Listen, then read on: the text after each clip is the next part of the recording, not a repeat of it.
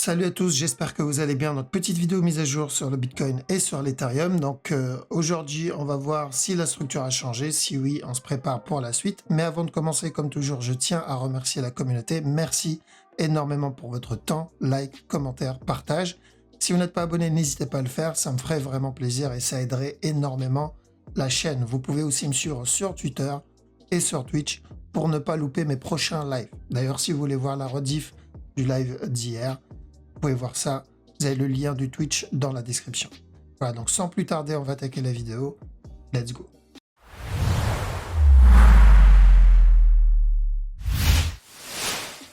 Alors, donc le Bitcoin, le scénario du running n'a pas changé, on cherche toujours ce running, ok? Donc l'objectif, c'est le C de ce running. Donc quand on était dans cette zone, on cherchait ce ABC terminé pour une continuation vers le haut, pour ce A. B, et donc on a dit on cherche de l'achat pour le C qu'on a obtenu.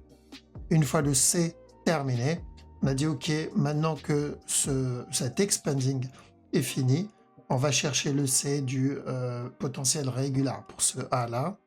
Donc le B on l'a terminé, ici on a obtenu ce up. On a dit on cherche de la vente pour le C. Ok, on a d'ailleurs obtenu un expanding aussi en interne, en cours, pardon. Donc une fois ça terminé, on a dit ok, maintenant on cherche un buy, mais cette fois pour le C de la plus grosse structure, d'accord, pour ce A ici, pour ce B là, et là ce qu'on veut, c'est le buy pour ce C.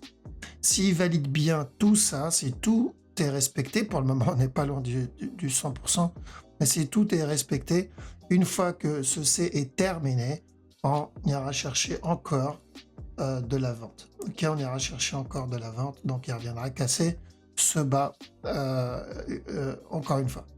Mais donc ça, c'est le scénario que je cherche. Il y en a un autre, on va en parler, mais pour le moment, je me concentre sur ça. Car même si j'ai l'autre scénario, de toute façon, l'autre scénario m'indiquera la même direction. Ça, je m'inquiète pas là-dessus. Ok, donc on cherche des setups d'achat, on continue à chercher des setups d'achat. Je sais qu'il y en a, ils sont rentrés dans celui-là, dans ce setup ici. Donc j'ai vu sur le Discord de la communauté. D'ailleurs, si vous ne savez pas, il y a un Discord disponible pour la communauté. Si vous voulez partager autour du wave trading, en apprendre un peu plus et être entouré donc d'une communauté qui trade principalement le wave trading, n'hésitez pas. N'hésitez pas, vous avez le lien du Discord dans la description sous la vidéo. Donc ceux qui sont rentrés là-dedans, montez, commencez à protéger votre trade. Je sais qu'il y en a certains de mes élèves qui sont rentrés en bas, en petit time frame. Donc pareil, on commence à monter les break-even, les stops. Et hier, pendant le live, et c'est pour ça, n'hésitez pas à venir pendant les lives, parce que ça nous permet aussi d'analyser en interne, parce que le live, vu que c'est du direct, je prends un peu plus le temps de regarder la petite time frame. Donc on a dit que j'attendais une correction ici. Une fois ça terminé, continuation vers le haut. Quand je voyais pas un retournement, je voyais pas la cassure du bas tout de suite en fait. Et c'est ce qu'il a fait. Ok, il a donné un petit running en interne ici pour une continuation vers le haut. Donc il a donné un petit setup d'achat ici, encore un autre ici, encore un autre ici. Bref, on a eu pas mal de setup pour rentrer. Maintenant, ceux qui sont dedans, ceux qui ont pris les bas ici, faites attention à la cassure du top, on monte les break-even. Ça ne veut pas dire on sort à la cassure du top, parce que l'objectif il est bien plus haut, mais on met les break-even. D'accord, on monte, on sécurise le trade. Et là, ils vont me dire, ouais, mais s'il va monter jusqu'à en haut, pourquoi je vais mettre mes break-even, pourquoi je vais sécuriser? Parce que je ne sais pas. Je ne sais pas s'il va monter. D'accord? D'après la structure, il peut monter. Et c'est ce que je vais chercher par rapport aux probabilités, mais je n'ai pas de pouvoir magique. Le marché ne va pas faire un running. Non, le marché ne va pas faire un running. Le marché va faire ce qu'il veut faire. Et nous, on interprète un running derrière par rapport à ce que fait d'habitude la structure. Mais à la fin de la journée, c'est la structure qui décide. Si demain, il décide de faire ça et drop, encore une fois, il peut le faire. Si demain, il décide de casser stop et donner une plus grosse structure corrective ici, il peut le faire. D'accord? Comprenez bien que le marché, il se dit pas, ah tiens, il y a un running, il faut que j'applique le C, il faut que je valide le C avant de continuer à chuter. Ou tiens, il y a un support, il faut que je touche d'abord ce support, ou je me retourne, ou il y a un fil. Non, le marché s'en fout, il n'a pas conscience de toutes ces conneries. Lui, il va faire sa vie, il y a des acheteurs, il y a des vendeurs, il y a de la peur, il y a de l'avidité, et tout ça. Et c'est tout ça qui forme la structure. Et nous, derrière, en tant que trader, donc analyste technique, on interprète ça et on essaye de voir quelle structure se répète. Et si elle se répète souvent, en tout cas assez souvent, on va trade ça parce qu'on va mettre toutes les chances de nos côtés. C'est ce qu'on fait. Donc voilà pourquoi on se protège, parce qu'on ne peut pas savoir à 100%.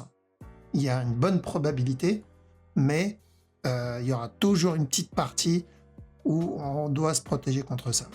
D'accord? Voilà, donc on cherche toujours de l'achat. Donc moi, je continue à chercher de l'achat. Une fois le running terminé, là, on ira chercher ensuite de la vente. Donc il y a un autre scénario, on doit faire attention. Mais ça sera plus tard, d'accord? Parce qu'on a dit que ça, c'est potentiellement mon A, ça, c'est le B, et nous, on va chercher le C. C'est ce que je vais trade, jusqu'à preuve du contraire, je continuerai à trade ça. Et l'autre scénario, c'est que ce mouvement-là, ça, c'est terminé. C'est une structure corrective terminée en interne, donc ça fait partie du gros drop ici. Et ça, c'est le dernier plus bas, d'accord? Donc, le dernier plus bas actuel, si c'est le cas, si ça, ce n'est pas le C d'un running, mais il fait partie d'une impulsion du gros drop, d'accord, du drop qu'on a depuis le top, là, bah, du coup, on va avoir une plus grosse structure corrective ou une correction en interne ici. On aura une correction en interne ici et encore un push vers le bas. Et s'il fait ça, on va le voir. On va le voir. D'ailleurs, j'en parlais hier pendant le live. J'ai dit quoi? J'ai dit ce up, il ne doit pas corriger plus de la moitié de ce qu'il a déjà fait. Parce que s'il fait ça, là, il y a plus de chances qu'on ait cette structure corrective. Par contre, je ne vais pas pour ça. Ce n'est pas ça que je trade. D'accord? Ça, c'est ma ceinture de sécurité. Ok? C'est ma ceinture de sécurité. C'est tout. Je suis conscient de ça. Parce que s'il me donne le running, je suis déjà dedans. Et c'est ce que je voulais trade. S'il me donne une structure corrective plus grande, parfait, je suis dedans. Je voulais trade le running, finalement, j'ai eu encore mieux.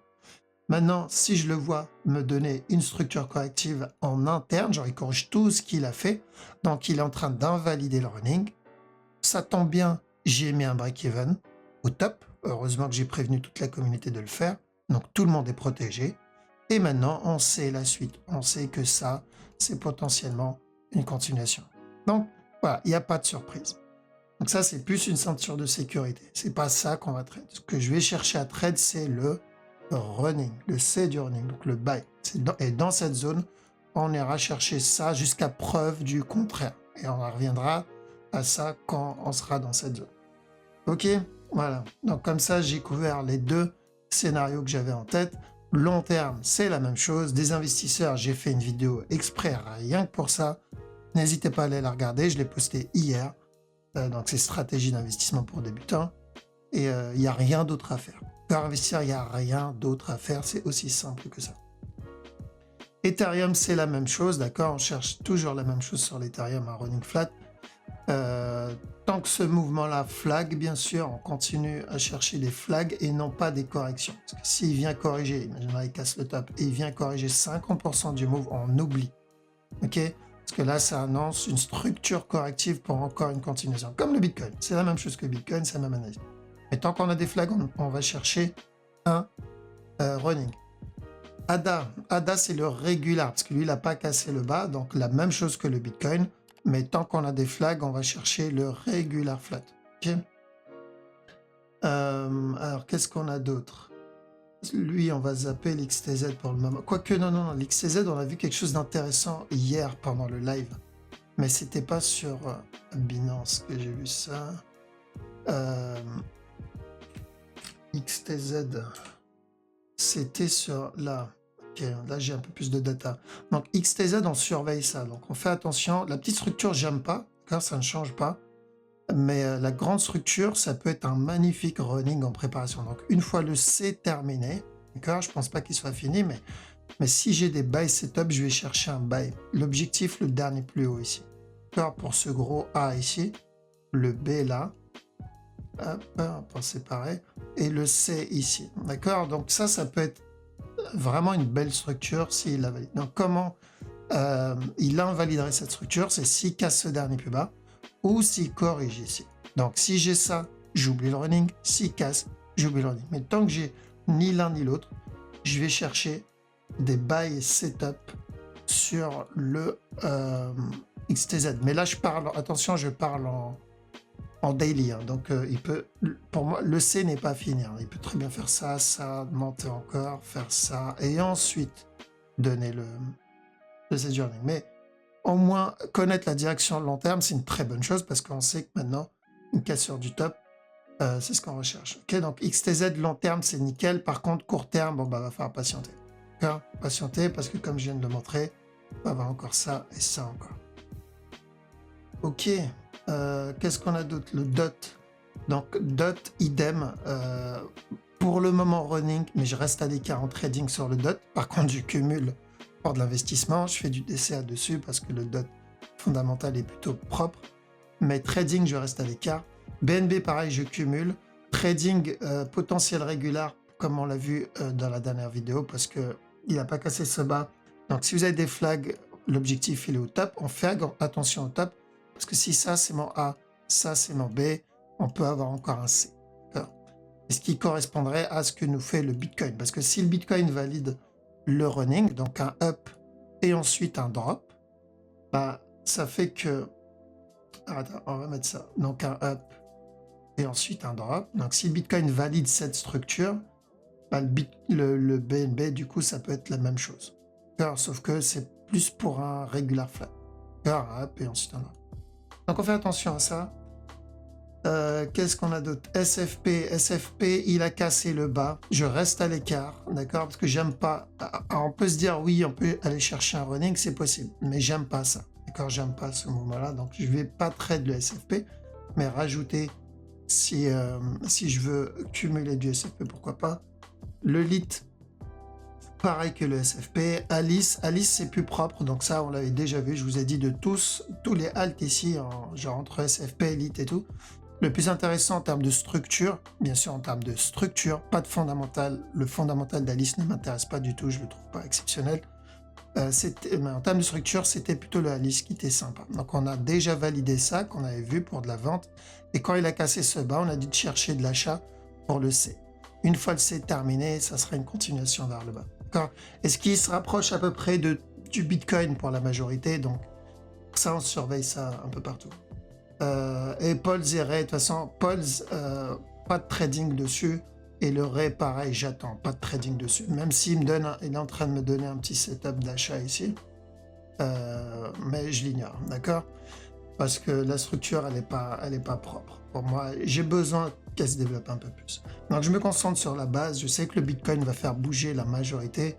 Donc, si tu maîtrises le Bitcoin, tu as maîtrisé à peu près 80% des autres cryptos. Ok, voilà, donc j'ai fait le tour. Je pense qu'on a tout couvert ici. Donc il n'y a pas besoin de s'inquiéter. Pour le moment, il n'y a pas de changement de structure, pas besoin de paniquer. On verra. S'il y a un changement de structure, je vous tiendrai au courant.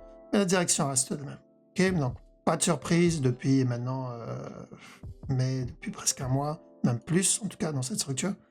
Et espérons que ça continue comme ça. Ok, voilà. En tout cas, merci d'avoir regardé la vidéo jusqu'au bout. Je vous souhaite une très bonne soirée. Je vous dis à la prochaine.